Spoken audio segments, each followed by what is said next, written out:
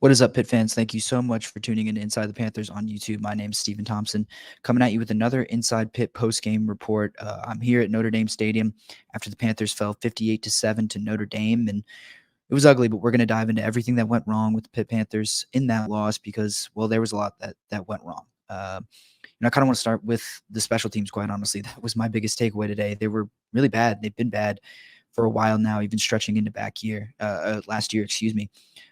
You open the game giving up a punt return touchdown off of, at least two missed tackles, if not more.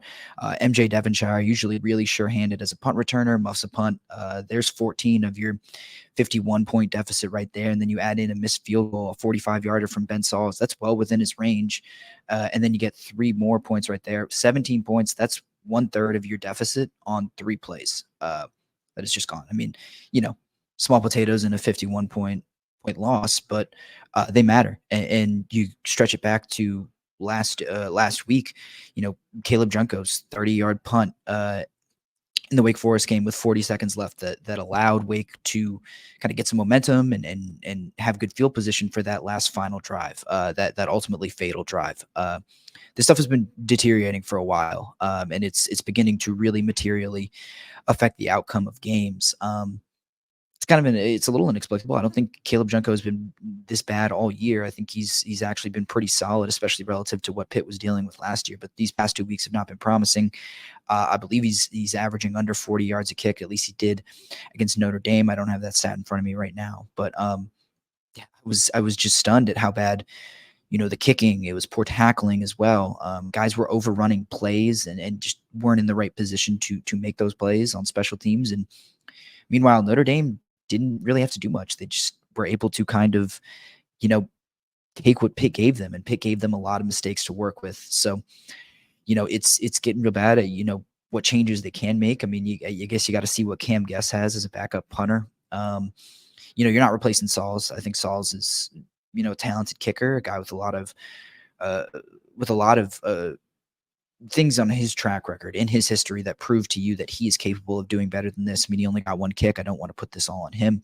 But, Andre Powell also has to look in the mirror as special teams coordinator. He has to look at what his players are doing, how he's dealing with these special teams issues. And they have to have some conversations about what he needs to do better. And if maybe he's right for that role, or if someone else needs to take it over.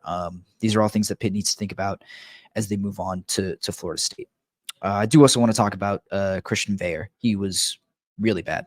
Threw 4 interceptions, didn't crack 200 yards, didn't throw a touchdown pass. And there were some real reasons why he didn't play very well. His starting left tackle was out. The game spiraled out of control early, and a lot ended up on his plate as they were trying to throw and get back into this game. And then he was also facing a really good defense. I mean, Notre Dame did essentially the same thing to Caleb Williams, a Heisman winner, a guy who's going to go almost surely first overall in the next NFL draft. And he looked, similar. He looked almost as bad. But Veilleux didn't hide from the blame. He spoke to us after the game, saying it's on him. He's got to see the field better. He's got to find open receivers better. He didn't run from the blame, and he took it full head on. He said he was rushing as well, didn't have good footwork, and ultimately just made some bad decisions with the ball. I think there were also times where you saw that he and Bub Means and some other receivers just didn't look like they were on the same page. Wasn't able to get Gavin Bartholomew the ball at all. I don't think he targeted him at all in this game. It was just, a disappointing day. He has taken steps forward every time he's played for Pitt, stepped onto the field for Pitt, but this was a pretty significant step back. The turnovers were probably the most glaring issue. That was something that he had avoided, up until this point. And just to see those issues resurface, especially because he threw 2 in the North Carolina game in a second half, it's a little concerning. That said, I wouldn't go, chomping at the bit for Nate Yarnell to start right now to get thrown in. I don't know if that does any good for this team. I still think Veilleux is the best option that they have right now, and I don't think 3 starts is enough of a sample size to use to bail on a guy right now. I mean, I know we feel like we've learned our lesson from the Djokovic situation, and we think that a quick hook is maybe the right deal. I think it was in that scenario, but it might not be here. I think Narduzzi said Veyer was not benched at the end of this game. Yarnell came in for, I believe, just 1 or 2 drives and threw a touchdown pass to Kanate Mumfield. There were a couple nice passes, a 50-yarder to Carter Johnson, and then the 25-yarder to Mumfield. But I think maybe they give Nate some time, maybe down the road, maybe give him a start later in the year just to see what they have, especially if this season continues to head in the direction it's going right now, and you don't see much different from Christian. But uh, I don't think that's in the cards for right now, and I don't think that's part of the picture. Even in the immediate future, I think Pitt will kind of will continue to ride with Veyer because I think he's the best option, and I just don't think throwing Yarnell into the fire like this right now is how they're going to approach it, but also how they should approach it. I think Veyer deserves a little bit more time to kind of prove that this is his team and that he's the guy to lead it. As for something positive, I mean, I think the defense was pretty decent today. He seemed to have really fixed some of the poor things in that. Actually, scratch that. I would like to talk about one more thing with the offense, and that was kind of the lack of the run game. I think you saw early in that game they were able to rip off some big runs with Rodney Hammond.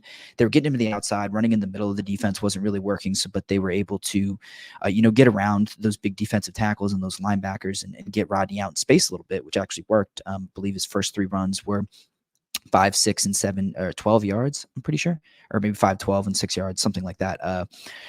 But like I said, the game script kind of went a different way. It's understandable why they weren't able to run the ball as much as they were. But there were times in this game where they were still in it, where it was still a competitive game, and they didn't turn to the run. They put it all on Christian Veyer's shoulders to throw them back into the game when he clearly didn't have it on a day like today. Okay, now let's talk about something positive. I thought the defense was pretty decent today. It seemed to have really fixed some of the poor things that were happening on the run defense. I believe around halftime, I think they were still holding Audric Estime, who's one of the best running backs in the country, an All-American at the midseason mark, to 1.8, under 2 yards, definitely under 3 yards. I believe under 2 yards a carry. There were some big plays they gave up where Notre Dame receivers were just running wide open in the middle field. But that's really my only criticism. I think that stuff gets fixed. Eventually that's just simple. You got to cover a guy. That's not a technique or fundamental, anything like that, or it doesn't have anything to do with skill. I think this defense has a ton of talent, especially those young guys. I mean, PJ O'Brien looked really good today, I thought. Had an interception, a really key one in the red zone. I mean, that was the other thing early in this game. The defense was keeping them in it with a couple of really huge plays deep in their own territory. Turning over a veteran guy like Sam Hartman. Brandon George had an interception as well. He played well today, I thought. Pat Narduzzi gave him a shout out in the post-game press conference. And, there were some times later in the game where I thought the tackling could still stand to get better. I think that's been an issue all year. But I think that's also a product of them having to be on the field so much. It was a problem at points last year, and it is again today. You can't expect them to account and cover for an offense that just can't stay on the field and can't control the ball and control the clock. Especially when you're playing a team like this that is so physical and can run you over if you let them. I want to talk about one last thing. Pat Narduzzi gave a quote in the post-game press conference that I thought was pretty telling and quite honest from him. I'll read the full thing to you right now. I'll go back. As a football coach, you lose a lot of good players from a year ago, and you think as a coach you're going to replace them. And obviously we haven't. Again, it starts with me. I didn't do a good enough job coaching today. Put it on me, and we've got to make plays. So I don't think he's wrong. I think it's hard to replace so many NFL guys, especially on defense, but I also don't think this is the best thing to say publicly. He added some qualifiers, but the players are still listening to him say, we had good players and we didn't replace them well with these guys who are on the field. I think you're doing it publicly, first of all. I think it's okay to be critical of your players, and I think it's okay to say, look, we didn't do as good a job with roster construction as we thought we might have, but that falls on you. As well. There's blame that's got to be taken there. And then I think it's also, I think it looks like you are drawing conclusions about players before the season ends. Before this is over, before it's all said and done, you are kind of, putting a nail in the coffin on the season. And I get it, they're 2-6, but I think at least your public message has to be very forward focused, present in the moment. And it's got to be positive too. It's got to be, we're going to get better. It's not, look, this is kind of a dead end right now, which I felt like that's how that comes across a little bit. like, and like Narduzzi said, it comes back to coaching and it comes back to his roster construction. I think they're young, but the bridge between the previous generation and the next generation might be a little bit rough. Pat Narduzzi has no one to blame but himself for that. But with that, I'm headed out of here. Thanks for tuning in to another Inside Pitt post-game report. Excuse me.